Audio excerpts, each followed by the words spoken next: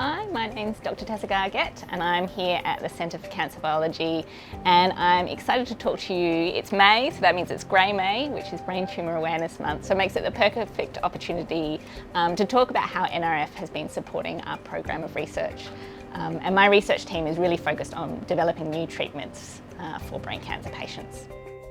Hello, I'm Associate Professor Guillermo. I'm Group Leader here at the Centre for Cancer Biology at the University of South Australia.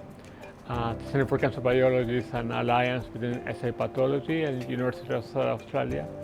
And my lab focuses on brain cancer research. So, my laboratory investigates brain cancer, in particular glioblastoma. Brain cancer is the glioblastoma is the most aggressive lethal type of brain cancer, and survival rates hasn't changed in the last 30 years. One aspect of glioblastoma is that it's very invasive, and that the process of invasion is the result from the interaction between tumor cells and the surrounding healthy brain tissue. My laboratory is interested in understanding the tumor microenvironment because in brain cancer it plays a critical role in making tumor cells more aggressive, more invasive, and resistant to therapies. Yeah, my laboratory investigates the mechanism that allows cancer cells to invade the surrounding healthy brain tissue. And to start with that aspect of our research, we initially got funding for the Neurosurgical Research Foundation to start to understand the tumor microenvironment using computational tools, mainly bioinformatics and artificial intelligence. With that, seed funding allow us to identify potential new molecules that might be involved in the mechanism that allows these tumor cells to become more aggressive and resistant to therapy. So that allowed us to generate the preliminary data that led to the foundation of this new federal grant funding that we obtained last year. So what I'd like to talk about today is a bit of an exciting announcement. We were successful in getting over $1 million in federal funding recently to continue a preclinical research project. And this project is looking at improving a technology we've been working with called CAR T cells. Now, I'm an immunologist, so I think CAR T cells are pretty famous, but if you haven't heard of them before, they are genetically modified T cells. So they come from a patient's own blood, they're made from their white blood cells, and you modify them in the lab and then you reinfuse them into the patient, and once they're in there they can actually traffic to the tumour and kill the tumour cells. So we've been working with this technology for a while. We have some clinical trials that are running right now in Adelaide and in Sydney, but we want to make sure that the technology we're using is the most current and the best possible technology we can have, because brain tumours are so challenging to treat. The environment of the brain tumour is really hostile to treatments, so we want to give our therapy the best chance of working. So we've teamed up with a lab from the University of Cambridge, and they have a really neat way of making sure that the molecules you're working with are delivered directly to the brain. And they've been using this technology for a totally different purpose, for treating brain trauma, so in accidents to stop neuroinflammation. And we said, well, this kind of targeted approach is exactly what we need for brain cancer. So we're going to team up with them, we're going to bring the technology over here, and hopefully it's going to improve our existing CAR T cell therapy.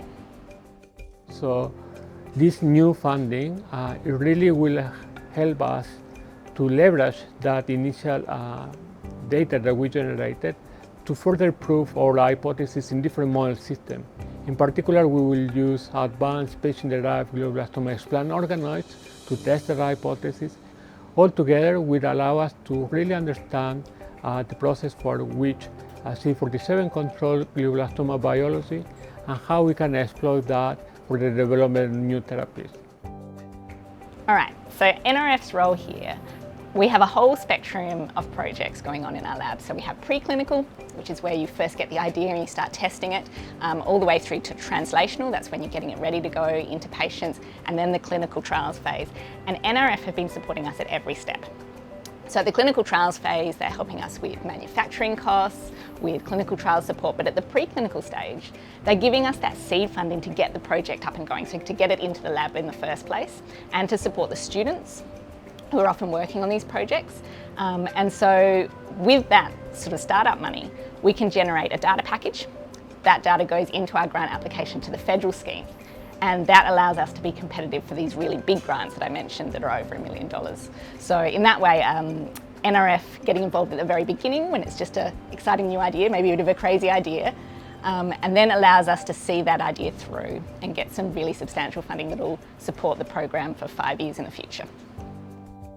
So the kind of treatments that we're investigating are really new, totally different from chemotherapy, radiotherapy, surgery, the traditional treatments that are used for brain tumours. And they're quite risky, which is why we need to do lots of preclinical testing, and that's why there's a long phase where we're in the lab before we move into clinical trials. But once we get into clinical trials, it's so exciting to work with those doctors and with those patients because they don't have any other treatment options. They'll have had their standard treatment and there's no second line for them. There's nothing else the doctors can offer them. But if they can say, we've got a clinical trial, it's something pretty new, but that gives the patients this kind of hope that there's nothing that we can do for them. There is something that they can try, and so that's been really rewarding to work with those patients and their families and the doctors to offer something new.